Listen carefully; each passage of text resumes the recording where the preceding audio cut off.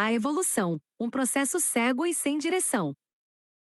Um dos princípios centrais da biologia evolutiva é o conceito de que a evolução é cega, ou seja, não tem previsão ou objetivo. A evolução é simplesmente uma mudança na genética de uma população ao longo do tempo, e a seleção natural é um entre vários mecanismos que fazem com que a frequência com que certos genes aparecem na população mude, ou seja, que a evolução ocorra.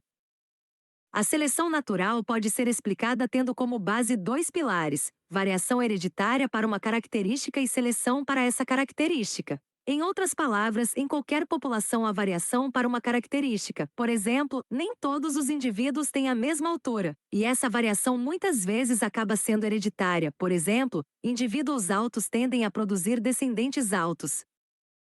Essa variação pode afetar a aptidão para sobrevivência e reprodução. Indivíduos altos podem conseguir mais alimentos, o que lhes dá mais energia, o que os deixa produzir mais descendentes. De modo que certos traços são selecionados porque os indivíduos com determinadas características produzem mais descendentes do que indivíduos sem essas características. Como resultado, os genes para característica benéfica serão mais comuns na próxima geração.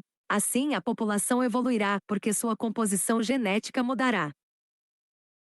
A evolução age apenas em populações, não em indivíduos. Indivíduos simplesmente não podem evoluir. Para constatar mudança evolutiva, temos que comparar as frequências dos genes, e se só o que temos é um indivíduo sozinho, não há com que compará-lo.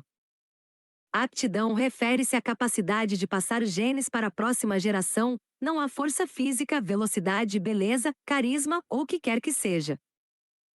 A sobrevivência é importante apenas na medida em que dá ao indivíduo mais tempo para produzir descendentes, e há muitas espécies de vida curta que têm uma aptidão evolutiva alta. Por exemplo, existem espécies de polvos onde as fêmeas morrem depois de depositar sua primeira e única ninhada de ovos. Eles têm uma sobrevivência mais baixa, mas uma alta aptidão.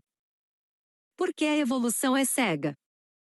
Geração após geração, ela adapta as populações ao ambiente atual, mas se esse ambiente mudar, então uma adaptação que tenha sido útil por milhares de gerações pode ser, repentinamente, prejudicial.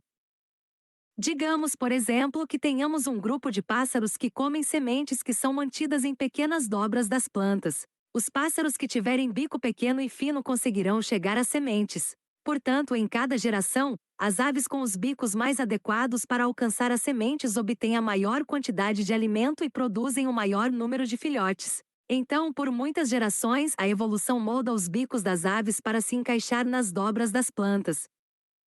No entanto, pode ser que em um ano haja uma seca maciça, e todas as plantas das quais as aves normalmente obtêm sementes morrem, mas outras espécies com sementes grandes e espessas sobrevivem. Agora, os bicos delicados que eram tão úteis, mostram-se prejudiciais, e os bicos mais grosseiros que não eram tão eficientes são úteis. Isso significa que as aves que antes teriam uma aptidão muito alta, agora conseguirão menos alimento, que pode culminar em menos descendentes.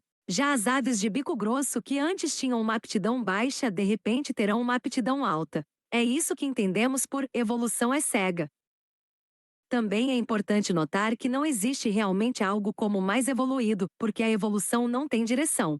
Os chimpanzés não são, por exemplo, mais evoluídos do que as bactérias. Os chimpanzés são certamente mais complexos e certamente acumularam mais mudanças genéticas, mas não são mais evoluídos. Tanto os chimpanzés quanto as bactérias estão bem adaptados aos seus ambientes atuais, e isso é tudo o que a evolução faz: adapta as populações aos seus ambientes.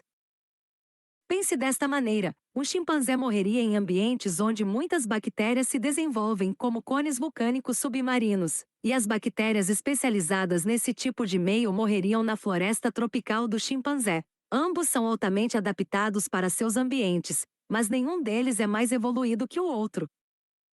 Um dos melhores exemplos vivos que temos disso é o de peixes que vivem em cavernas escuras, desprovidas de luz, e são cegos. Estes peixes têm olhos que não funcionam e que muitas vezes estão recobertos por uma camada de pele. Têm simulacros de olhos, mas não veem.